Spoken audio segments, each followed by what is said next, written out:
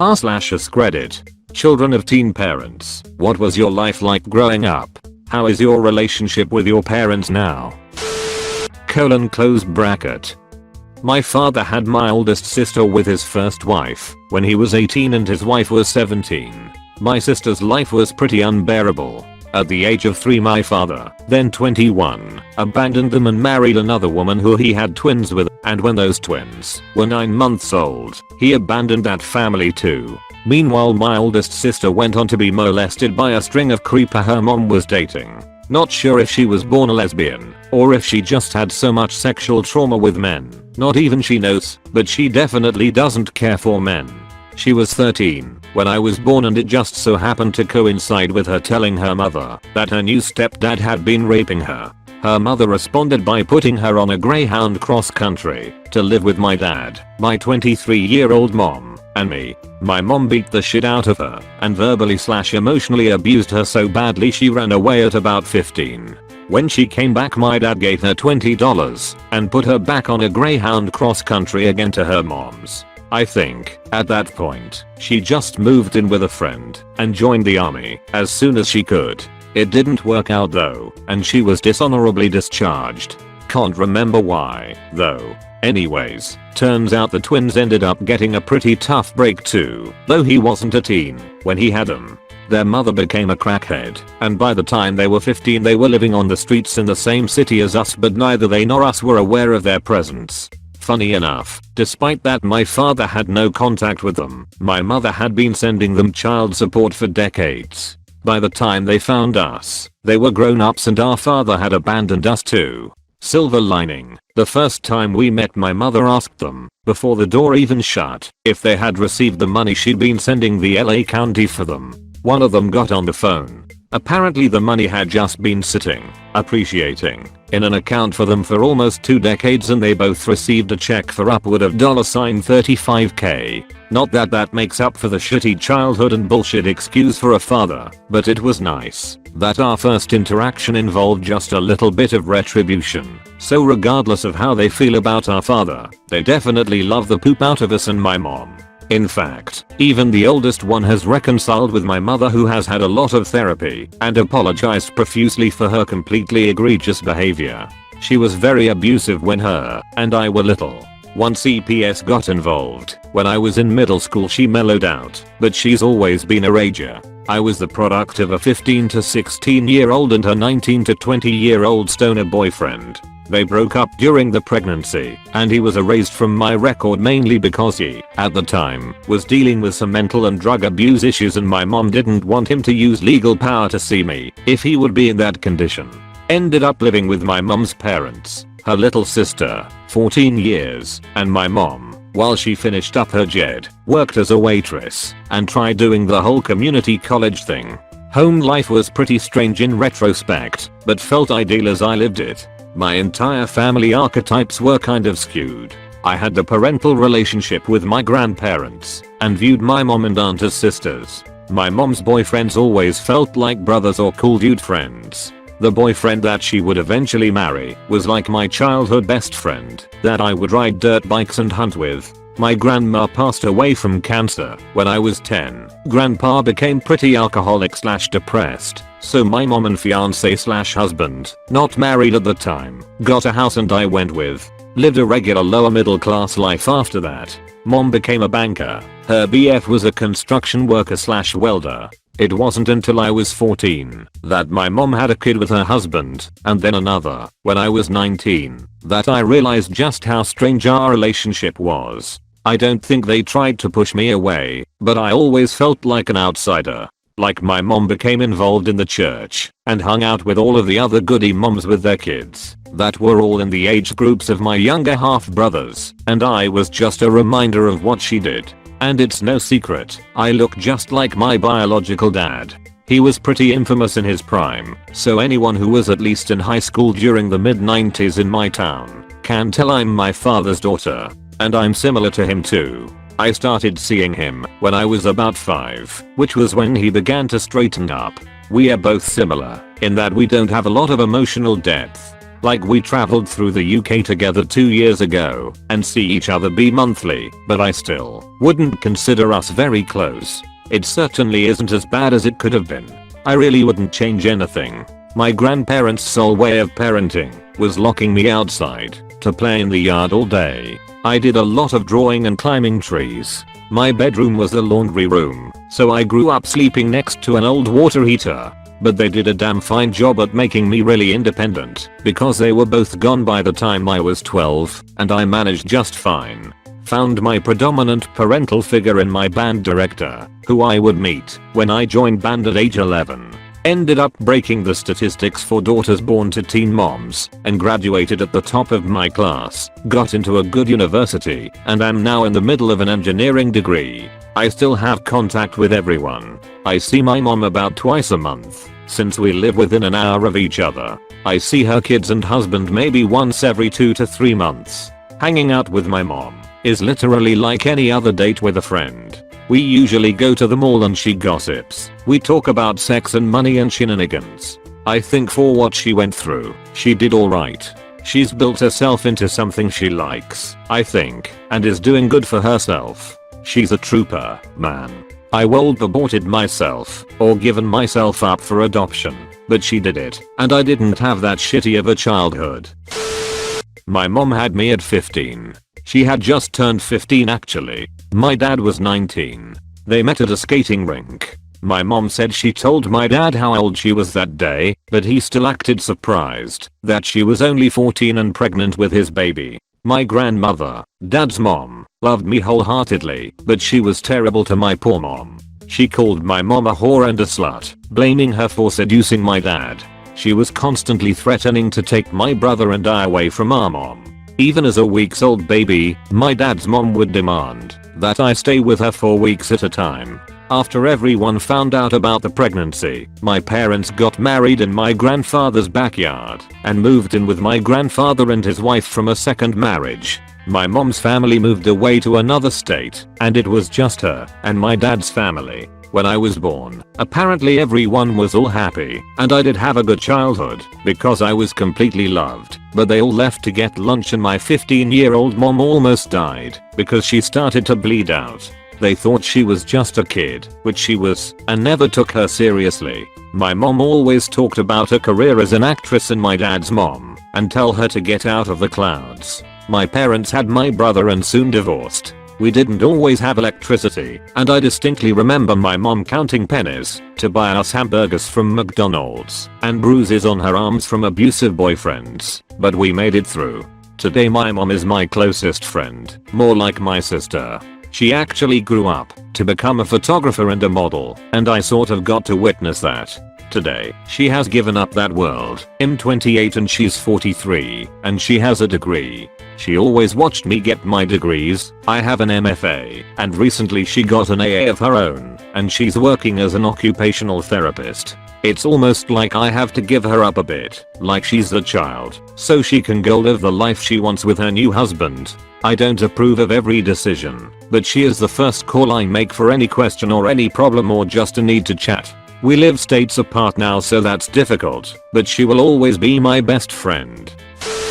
My parents were both 18 when they had me. My mother was wonderful when I was a child. She handmade my baby food, put it in ice cube trays, and thawed when needed. She put her needs above my own. She had a great job and worked hard for every penny. She tried to give me the life that she couldn't have. Her father sexually abused her, and her mother let it happen. She promised me that she would never put a man above me, that she would make sure I grew up with everything I wanted and needed. One Christmas, she wasn't well off. She bought me a kitchen playset. She wrapped every piece separately, so I would have a lot of presents to open. She was a wonderful mother and I appreciate every single thing she did for me. My father left when I was 6 years old. Never grew up. He has 2 other daughters now. When I turned 11, my mother and I moved across the country with her boyfriend for work. They had a new baby and my aunt moved in with us. So me and my aunt were one unit and they were a family. And that was okay. I didn't mind too much. Her boyfriend leaves when my brother turned 2. My mother fell into a deep depression and I took care of my brother at 14 years old. My mother started drinking to excess and abusing prescription medication. She started insulting me, calling me fat, anything to make me hate myself. When I was 15, my mother first told me she hated me. I was also 15 when my mother first tried to kill herself. She told me I was the reason she was killing herself. From age 15 until now, 21, I've watched my mother try to kill herself probably around 35 times. I've dropped out of high school from stress, taken care of her and my brother, watched her be tackled to the ground by police to sedate her, seen my brother be put in foster care twice, seen my mother hit her boyfriend with a shovel, lose all of my family because she pushed them away, watched her in abusive relationship after abusive relationship, had to clean up the house after her suicide attempts, throw out my deceased dog's seizure meds so she wouldn't abuse them, not take my medications in fear she would steal them. My dog, who was one of the only good things in my life, was hit by a car on the highway and killed because she was too drunk and high to go find him. So I appreciate how much she gave up for me, but I don't think I can get over what she has and continues to put me through. My mom got pregnant with me when she was 17. My dad was the same age, maybe a few months younger. They both dropped out of high school and tried to make it work. It didn't and they split up when I was 2. My dad moved out of state and my mom knew she wouldn't be able to give me a good and stable life, so she gave me to my grandma. I grew up pretty poor, but my grandma always worked 2 or 3 jobs plus went to college to make sure she could provide for me. At the time I didn't really appreciate it and was always resentful that I didn't have as nice of a life as my friends. Their fridges were always full. They were able to do extracurriculars that costed money. They had room for people to come over for a sleepover and their parents had extra time to spend with them. I got to spend time with my mom pretty often, probably around once a month or so, and tended to favor her over my grandma because of that silly resentment thing. Now that I'm an adult, 24, and much past the age my mom and dad were when they had me, I have realized that I can't blame them much for how they acted. They were definitely kids and I can't imagine going through that even at my age now. I still have a good relationship with my mom, even though it gets tougher and tougher as I get older, because she sort of stayed stagnant in her emotional age. Having a young cool mom was great as a kid, but is sort of frustrating and disheartening when I feel more mature and responsible than her. I've also gained a lot of respect for my grandma. She's in a lot of debt and doesn't have a lot of friends or free time, and I know that mostly because she put everything she had into making sure I had a good life when she didn't really even have to. I paid for college by myself with the help of scholarships, grants, and loans. I started living on my own as soon as I could, and now I have a decent job that allows me to help her out with her bills when she needs it. We've gotten to the point where we talk on the phone often, and most of my wrongly placed anger is gone. She recently broke down and said I'm the best thing she'd ever done with her life, and that she was so proud of me. I cried a lot. My biological mom was 16 when she had me. She put me up for adoption to give me a better life than she could provide. My dad disappeared when he found out she was pregnant. He was 17. Adoptive parents brought me home at about 3 months. I'm now 35. I have never and will never have contact with her. I reached out once in my teens, asking for medical history, but somewhat hoping she'd want to talk even a little. I wasn't expecting or even wanted her to be a big part of my life. She gave me the medical history via the agency, closed adoption, with the stipulation that I never contact her again as she was by then married with a family and they knew nothing about me. I can totally respect that. She made a tough choice as a teen and she moved on to build her own life. I'd like to think that she and I think alike. We don't wish anything bad for the other. We just know that biology doesn't necessarily entitle you to anything. My adopted parents offered to get a private investigator to help find her. They still don't believe that I just don't have any interest. I know who I am. I don't need to meet the person who pushed me out in order to feel whole. Edit. A few more facts, because there seem to be a lot of people with similar situations. I know all of the above from what my parents were told via the adoption agency. We had a vague background, but no names or anything that really could have identified my bio mom. I have a brother who is also adopted from a different family. He is 3 years younger. He was told at the same age, 2nd grade, and feels the same as me. We agree that, because it wasn't a secret in our family, we had no reason to feel like anything was wrong so far as our parents were concerned. However, my brother knows more about his bio mom, as his adoption wasn't nearly as top secret. I swear I'm an alien or something, as mine. She wrote him a letter, he knows her name, and a lot about her from the files. But he doesn't care to seek her out. Then again, he doesn't really care to have much to do with our adoptive parents, myself or our stepbros, so I think he just doesn't give a shit. My feelings were never hurt by Biomom's refusal for contact. At all. She made a really tough choice, and I have a good life. She cared enough to let me have a nice life. I care enough to let her continue hers. I mentioned in a comment below that part of the reason I didn't want to meet her is that I honestly was afraid that she would be a terrible person. I don't know that I could live with myself knowing I was related to a bad person. I don't mean a serial killer, although that would be fucked up. But what if she were a drug addict or a manipulative money grabber like my friend's Biomom? What if she hated me? This is something I feel okay with not knowing. I would not call myself well adjusted, but I've never really suffered with the issues of identity due to adoption. I hope I don't come off as cold or detached, but it just really didn't matter to me. My dad and stepmom raised me, taught me how to be a good person and work hard to enjoy life. That to me is what matters. Before anyone asks, I do not want kids at all. I like them, but I'm not super responsible with money and stuff, so I just think it's better I don't. Lol. Also, I have chronic health issues that keep me from being very active. I don't know how well I'd do with a kid, but if I did I would adopt. Interesting topic. I was a teen father, 16, and I'm sitting here with my son discussing the purchase of his first car. He'll be 14 this year and we are looking for a small project to start. We could have it fixed up and running before he turns 15 and gets his permit. His mother and I fought a lot while he was young, and I wonder if that's why he doesn't say I love you, he says you too. My wife and I worked through a lot of issues together.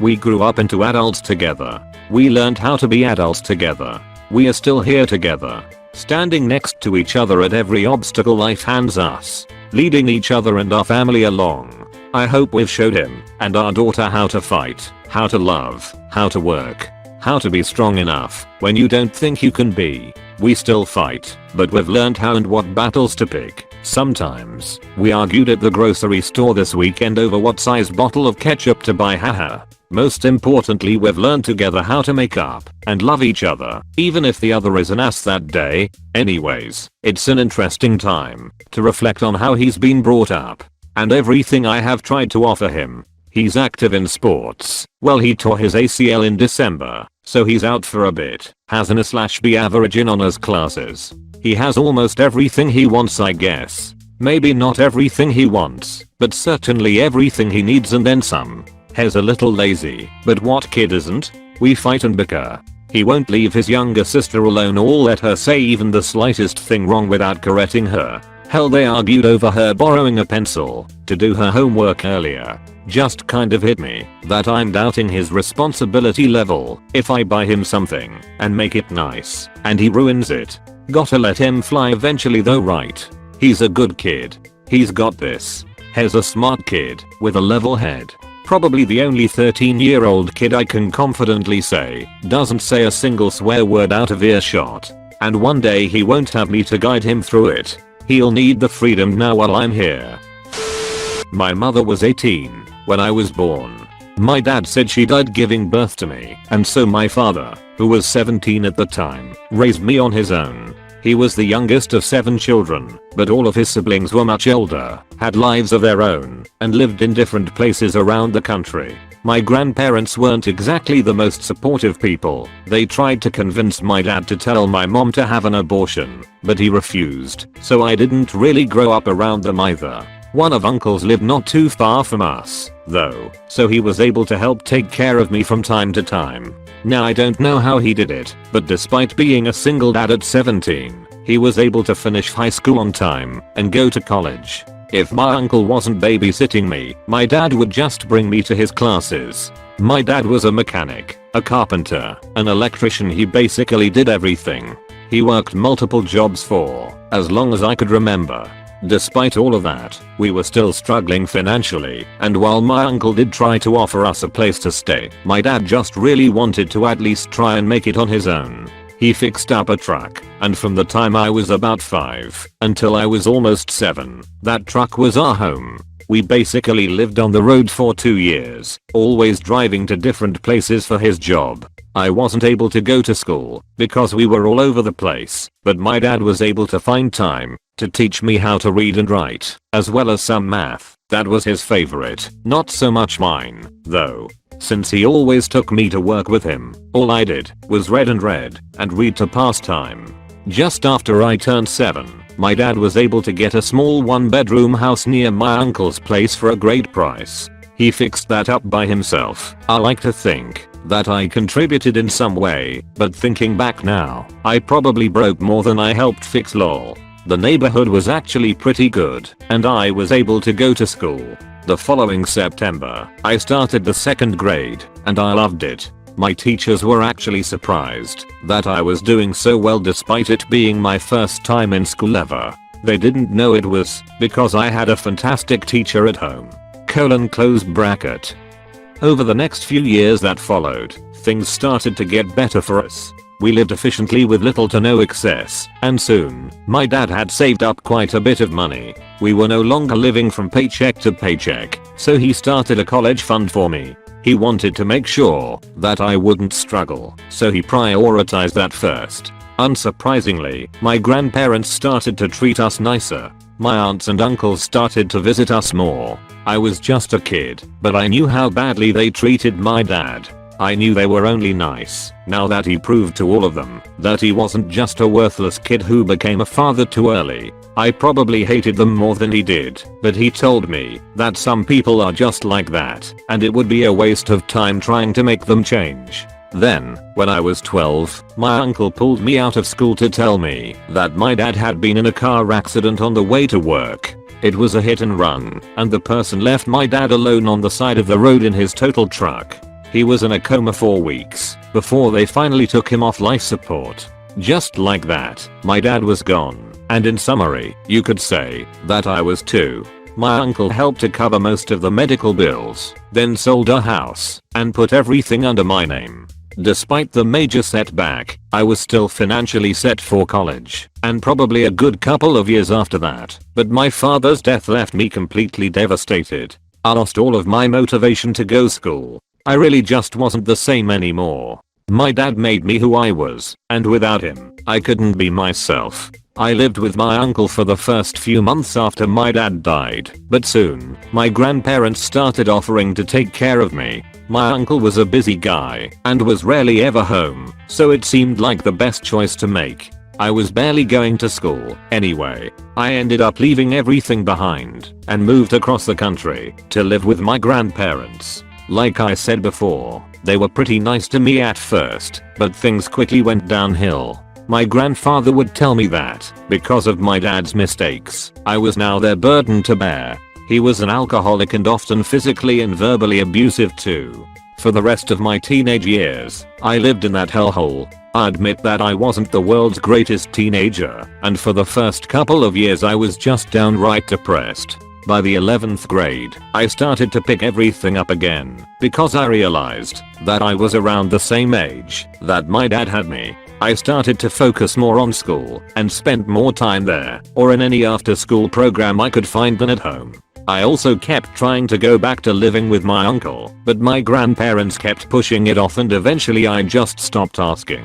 Somehow, they managed to get their hands on the money my dad had saved for me, and as you could probably expect, they just blew it all on God knows what. I didn't even realize that they did that until I was applying for college and realized I didn't have the money to pay for it. I had no idea what to do from there. If there was a way to get it all back, I didn't know what it was, nor did I know who to ask. I cold gotten a loan, but the fact that they threw away everything my dad had worked for was just too much. I absolutely resented my grandparents after that, and I felt like I was on the brink of another downward spiral. So as soon as I graduated from high school, I took everything I could bring with me in a backpack and suitcase and moved back in with my uncle. He wanted to help me start another college fund, but he was already giving me free food and rent, and I didn't think it was right that he'd have to put me through college too. So, after I graduated high school, I took a break from school. I wasn't nearly as crafty as my dad, so I just worked as a waitress and picked up every other job I could find.